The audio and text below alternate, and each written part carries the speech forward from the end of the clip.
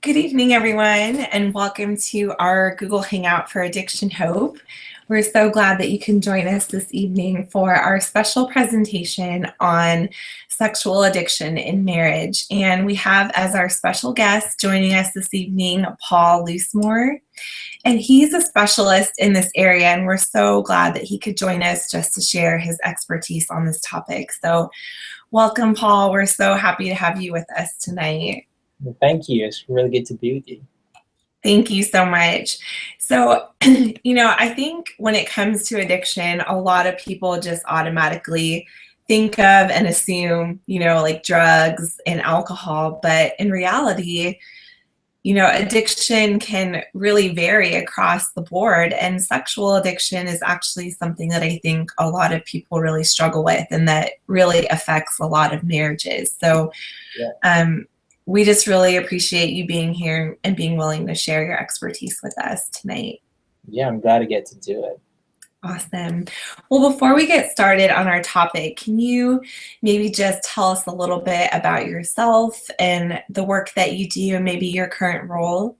Yeah, sure. Well, I'm from England, as you can probably tell. I would consider myself as kind of a climber who's a dreamer and loves kind of design and growth and flourishing. That's kind of who I am. I'm married with 2 kids. Right now I'm working as a therapist. So I work mostly with couples and individuals. So a lot of couples in recovery from sexual addiction and things like that. And then individuals across the board. I love working with, particularly with young women who really struggle with men for various trauma or things like that. And then what I've done is I've kind of founded my own kind of website and doing consulting with sexual addiction through that. So kind of a spread, but all around the same thing about really seeing people flourish and kind of thrive to their full potential. That's wonderful. And what inspired you to kind of work in this field of sexual addiction? That's a great question. That's a good question for all therapists, really. Like, why would you do this? So I think I've seen firsthand through my extended family and other people just how decimated relationships get. Things like sexual addiction, sexual compulsivity, all those things. I was exposed to that growing up. And then I also just had a heart for those people that really had nowhere to go with this because it's an unspoken topic. It's getting some attention now, but people just didn't want to go there, didn't want to talk about it. It's hard and it's messy, and yet we're all involved. We're all sexual beings, and yet it's really hard to go there. It's very personal, it can be very shameful. But for some reason, that was exciting to me, so I kind of waded in. I jumped into the deep end, leading groups, support groups, but enjoyed that and kind of grew from there, really. Thank you so much for sharing. And I think you nailed it right on the head when you said that there's, it's a messy topic. And I think there is a lot of shame and stigma associated with it. So it can be really hard for people to come forward and talk about their struggle. So it's just so great to hear your heart and your passion for serving people who, are needing help. So that's great. We appreciate you sharing that. You're welcome. So let's kind of jump into this topic. To get started, can you maybe explain a little bit what are some of the signs and symptoms of a sexual addiction or sexual, disorder? That's a great question. That's a big question too. So I'm going to hit bits and miss other bits probably in that. The first thing I'd always suggest is that if you're a spouse and you think something is off, trust your gut. Right there. Inquire about things that seem like they're going wrong. Relationships are built on trust. And if that's not there, then you're going to be struggling. So kind of that's a precursor to what I'm going to say to, and to do that, to really trust your gut, you need to be in a kind of this mindful stance is a buzzword at the moment. But really what that means is stepping back from what's going on in the moment and assessing what's happening. So really thinking about that. So get into that stance first and then think about some of the things that I'm about to suggest. I was thinking about this in preparation for today, but certainly this kind of preoccupation with sex can be a big thing that happens. And it can look like a spouse who's obsessed with thinking about sex, talking about it, either demanding it kind of very regularly every day without ceasing, or it could look the opposite, which is not wanting sex at all, which might sound funny. How can you be sexually addicted but not want sex? And it's because their outlet, their attention, their affections are going elsewhere. So it can look like that. If you're feeling like an object in your relationship, in your sexual experience with your partner, that can be a real sign. Addiction can lead to that objectifying stance, just seeing you as parts of a body rather than a person. Or within sex, if it becomes like an absent experience, so it's really clear that your spouse is not there, not mentally engaged. It's just going through the motions. And that can also be kind of escalating forms of sexual experience that you're uncomfortable with. So that's kind of one block. And another one would be this idea of feeling depressed after sex. Potentially you or the addict could both be in that kind of place. There's something of a disconnect there. Particularly an addict might go into this depressed, subdued place where they're really not engaged. They don't get the normal dopamine rush. Oxytocin gets off balance and things like that. Then if they're unable to change kind of behaviors and patterns, they seem very compulsive. That's kind of often a sign. And then this is a really big one, but being disengaged emotionally. So your partner may not have been engaged with you all that much before anyway, but this can get a lot worse with addiction. So refusing kind of normal questions in everyday conversations. So you're asking them to share about their day or just asking them to engage you at all, and they're just not going there. And having no sense of affection for you. Those two are combined in that, really checking out emotionally. And kind of that can lead to this idea of isolating. So if they're pulling away from you, other relationships too, like friendships, social engagements, all of those things are really isolating.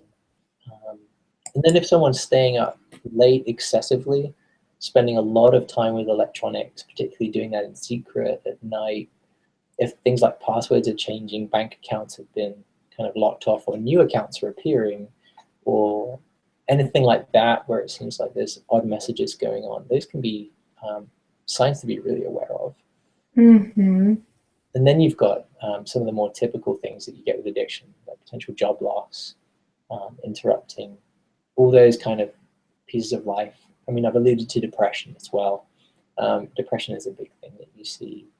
And then a really dangerous one that I think a lot of people will have experienced is a spouse can often start to feel like they're crazy or odd, or that they're making something up in their mind. A more dangerous part of addiction can be when it crosses over into this thing that's called gaslighting, where a spouse might try to convince you that everything's fine, that you're just asking the wrong questions, there's nothing to worry about. If you're experiencing that, I would really encourage you to kind of pursue that. One book I would suggest reading in that kind of situation is called The Verbally Abusive Relationship by Patricia Evans. It's not about sex addiction, but it might shed some light on that. Overall, the overriding thing is going to be this sensation of, wow, our relationship is negative.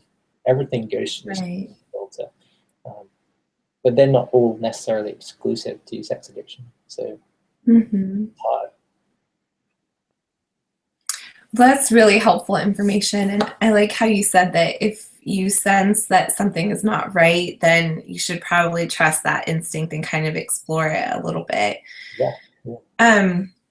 As with many addictions, the addicts are often in denial, and oftentimes too, family members and loved ones might not fully be aware or understand what's going on.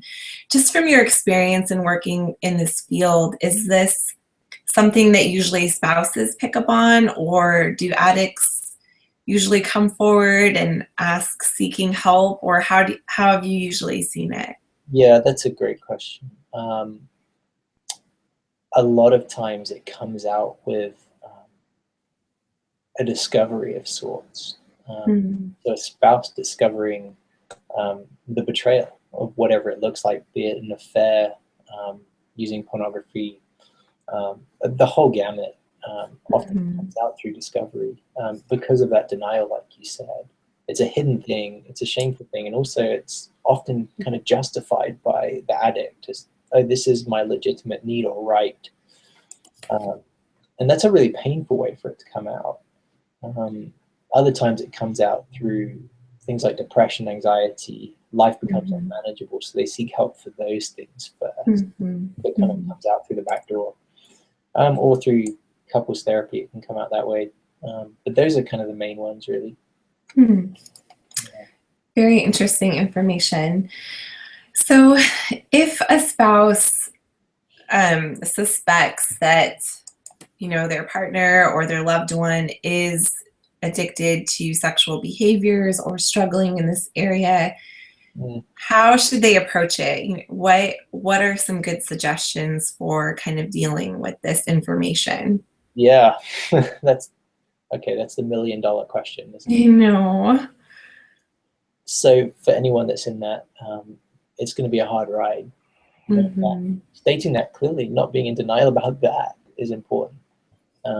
So being honest, if you do nothing else, be honest with yourself, first off. If you suspect something, honestly bring your suspicions, your thoughts to your spouse. Often the reaction you get is going to be a good indicator of what's potentially going on, whether it's just being disengaged with the relationship or something worse. So being honest, bringing that up, if they are engaged in your relationship with you, they should respond to that. If your spouse is distressed, you normally want to engage that. So I'd say that first. So be honest, bring it up using as much kind of inner strength as you can muster for that. Attempting not to attack them in like an accusation, because an addict's going to run with the shame. They're going to run from an attack. And even if you can, validating, okay, if you are doing this, this is going to be a very potentially shameful, confusing, and difficult thing for you, the addict. So I want to acknowledge that coming in, but you need to tell them how it's affecting you. And it's a really simple age-old formula, but the whole, I'm feeling this and I need whatever you need.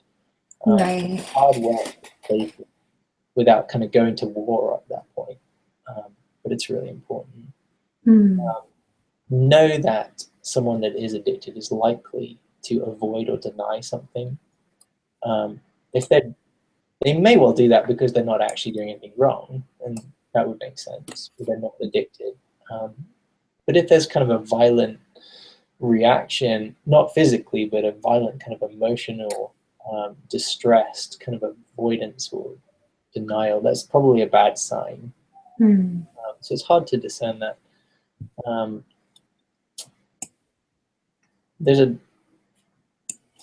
I would ask people to kind of think about the signs and things that we talked about, and to kind of think about them and to believe, like we said earlier, trust their gut on those, think about their place. And then if you need help discerning that, seeing a professional with both of you in the room is a very good way to do that. If you just go by yourself or have the other person go, you're never really going to know. Right. Have I answered that question? Yeah, I think those are really great suggestions for dealing with, I can imagine that a spouse who suspects this of their loved one, that this is a really hard situation to approach. And I think you just listed off some really great suggestions. At what point do you think, like if a spouse is approaching this with their loved one, and you said, oftentimes there can be some emotionally distressing reactions to that. And you suggested that you might need a professional to help intervene or kind of mediate. Is there a certain point that you think a spouse should address suspected sexual addiction with a mediator or in the presence of a professional? I would definitely encourage anyone that is in an abusive relationship to do that. And often it's hard to know. If you're asking the question, am I in an abusive relationship? Chances are, if you find yourself in that place, Okay. I would encourage someone to have a mediator. A couple of other thoughts that are coming to mind as you go through this. You've got Patrick Carnes has created a good kind of self-test, which normally sex addict would take, which you can find at recoveryzone.com. Just search for it. So if your partner is willing to do that, either to confirm they are or they aren't struggling with sexuality, that's a good place. Particularly if you're concerned about your partner's reaction and your own safety, that would be a good time. Yeah. Great resources, and we appreciate you sharing that. I think that's a sensitive issue that many couples might be concerned about, or a spouse might put off addressing that because they're fearing the way their spouse will react. So it's good to know that those resources are out there. There are a lot of resources to help people in that situation. It might not come under the bracket of sexual addiction resources. Right. The abuse area is a whole separate kind of entity, I guess. Sure. Thanks for sharing that, Paul. And so, once this is being addressed and it's acknowledged, what type of treatments are out there for the individual who is seeking to recover from a sexual addiction? Yeah, great question again. The first thing I'd say on that is, before I address that, is actually to think about recovery in 3 circles. You've got each spouse has their own kind of sphere, and the relationship has a sphere. And I would always encourage people that are thinking about cover all 3. Spouses can sometimes say, well, why do I need to do anything? I'm not the offender. And the best response, the truest response, is because you've been betrayed, and it's deeply painful. Betrayal trauma is no joke. If you've been through this, even as I say that, you're going to know what I mean. And getting help for that, to help you to recover, to know what you need to be safe, is absolutely critical. So before I address the offender, as it were, if I can put it like that, the spouse should really seek out, if they can, either support groups or a therapist that understands betrayal trauma, to get support and resources. Flipping the script to the next sphere along, to the addict. I mean, individual therapy is often really helpful. There's organizations like ITAP, which is IITAP, and then there's IAC SAS is another organization, and they both have kind of registered therapists that know what they're talking about. And there are others too. So I would say individual therapy for both people, and then also support groups. There's an abundance of them. There's online ones, there's telephone groups, for both the spouse and the addict. My best suggestion on that is Google them. Just get online and search for sex addiction support groups, or spouse of a sex addict groups. So you've got those levels. And then also, if you need more support, there's intensives that people can go to. So they're kind of more focused times, extended lengths. Right. One that I love and I think is really phenomenal is called Restoring the Soul. The website is restoringthesoul.com. That's one I would recommend for an addict to go to. There are various types of therapy, but the key thing is finding a therapist that understands this whole area well, and trauma, and what that means. The next kind of the other level I would suggest, if you're kind of wondering about this whole idea of sexual addiction, is this what we're going through? Is this an issue for us? Some kind of self-guided recovery materials might be a good place to help discern that. And also some people that are maybe just going through kind of a relapse, potentially if they've just kind of, they're figuring out, oh, I'm really struggling with this again, and it's been open and communicated about. Maybe some self-guided stuff is really helpful. The stuff I've done with stopsexualaddiction.com, there's recovery resources on there that people that don't have access to anything else. It's designed to be an all-inclusive type recovery support. So it's going to walk as the addict right through all the impacts you're having, how you're affecting relationships, how you can start to rebuild those. So it's very comprehensive in that way. Then the last thing I would mention, actually, which is, it doesn't sound like it's directly linked to sexual addiction, and yet it's incredibly helpful, is that mindful, meditative, slowing down piece. Take stock and de-stress. Stress is incredibly difficult to live with and takes a great toll on us. There's a website called calm.com, which people might find really helpful for that, to help them to do work in that. And then for those that are Christians, there's one called reflectiveprayer.com. And both of those are incredibly good ways to get grounded, to at least find the resources, as it were, and then move out into further recovery. I haven't addressed the third circle, but did you want me to do that now, or to hold that for a minute? Sure, yeah, please go ahead. Yeah, so the third thing, the relationship, that recovering in that area. Often recovery in that domain can take a little bit longer. And become slightly staggered behind the individuals going into recovery. So as each individual starts to get their feet wet in recovery, starts to kind of know what they're experiencing and doing, then a couples therapist that knows what they're doing in this area can be incredibly helpful. It can give you structure to start dealing with recovery conversations, conflict, how to manage that, and how to begin rebuilding connection and trust.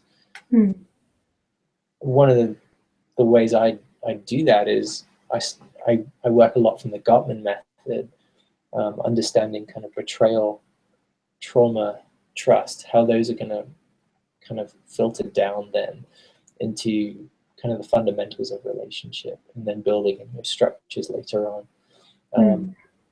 I would really encourage people to find a therapist that does know what they're talking about in terms of setting up recovery and recovering from betrayal.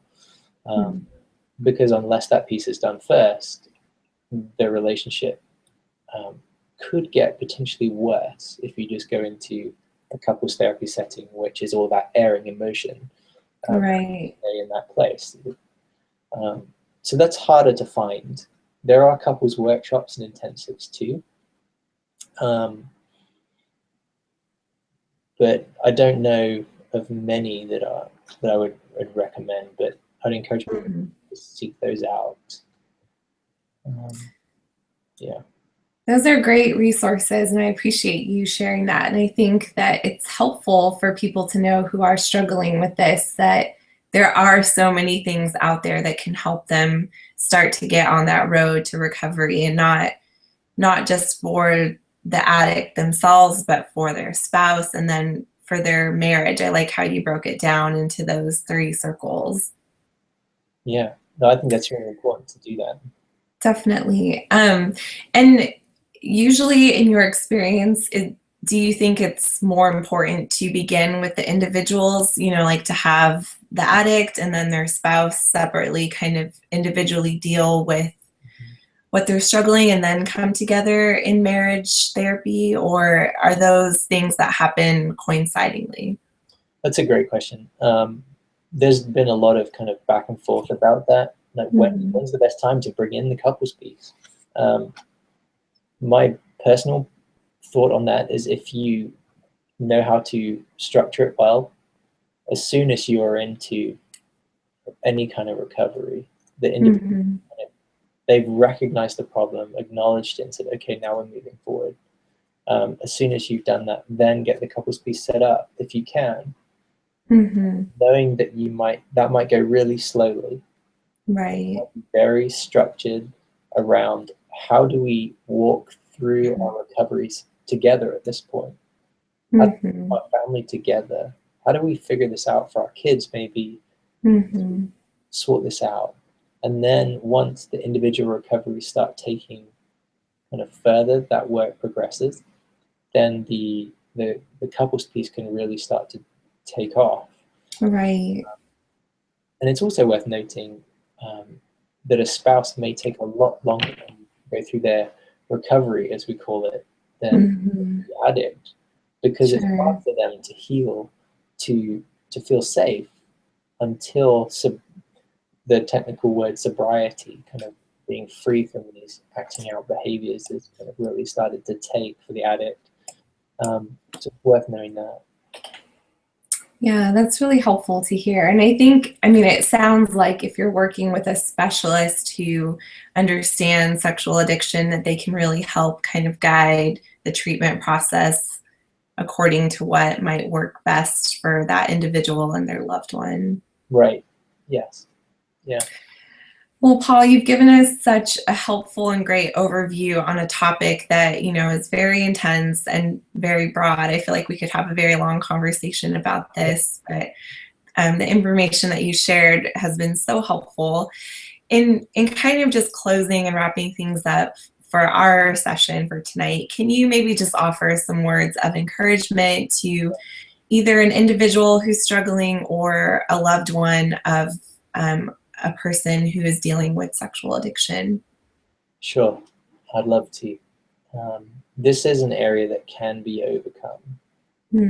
It doesn't mean a relationship has to dissolve. The road isn't necessarily short or easy, but it can happen.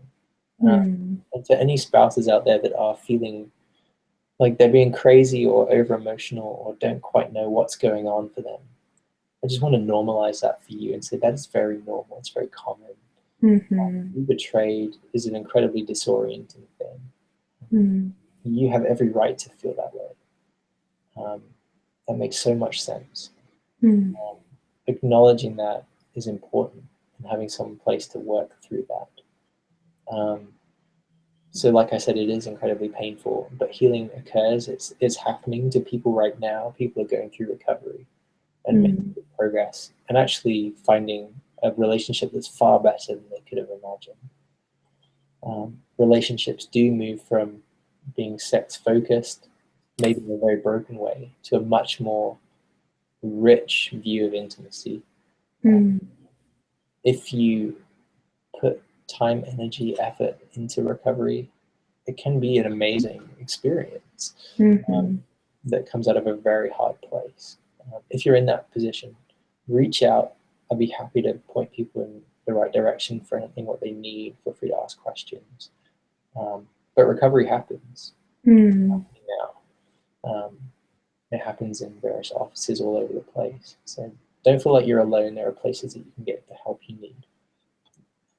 Yeah. Thank you, Paul. And I so appreciate you sharing that. And I think that our community, you know, for those who are watching and dealing with this issue, I think those are fantastic words of encouragement. So we appreciate you sharing that. And lastly, can you just share where someone can learn more about you and your organization and the services that you offer as well? Yeah. Thank you. Well, my website is stopsexualaddiction.com. There's basically two facets to that. There's recovery materials that are comprehensive, and then there's the consultation piece where I meet with people and help figure out kind of where their roadblocks are, what to step their recovery forward. And then also stlouiscounselor.com is my therapy website. That's me. You can find out a lot more about me there. But if people, like I said, if they want me to help point them to other places, I'm more than willing to do that. Wonderful. Thank you so much, Paul. It was such a pleasure to have you with us tonight. And again, we just really appreciate your time and your willingness to share your expertise on a very important topic. So thank you again for being with us. Yeah, thank you for having me. I really enjoyed talking about this with you. Thank you so much, Paul. And just to all our viewers, if you're looking for any more information on sexual addiction, you can also visit addictionhope.com, and we have a really comprehensive section on sexual addiction. And then again, if you're interested in learning more about Paul's website, it's stopsexualaddiction.com. So thank you again for joining us, and we hope you all have a great night. Thank you so much, and thank you again, Paul. You're welcome. All right, take Bye. care. Bye.